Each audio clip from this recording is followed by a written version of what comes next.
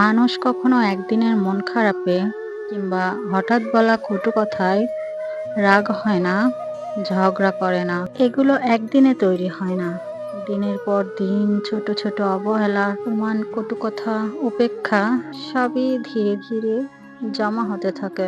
কিছু মানুষ চুপচাপ সহ্য করে যায়, হাসি মুখে সবকিছু মেনে নেয়। কিন্তু সহ্যেরও তো একটা সীমা থাকে।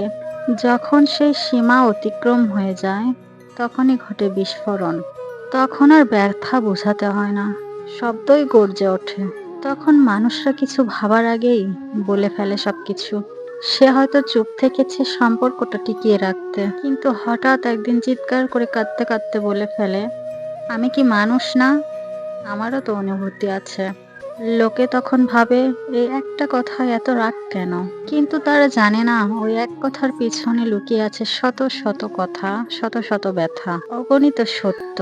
কাউকে বদলে যেতে দেখলে ভেবে দেখো, তুমি হয়তো অনেক আগের থেকেই বদলে যাচ্ছিলে। সে শুধুই সহ্য করে যাচ্ছিল।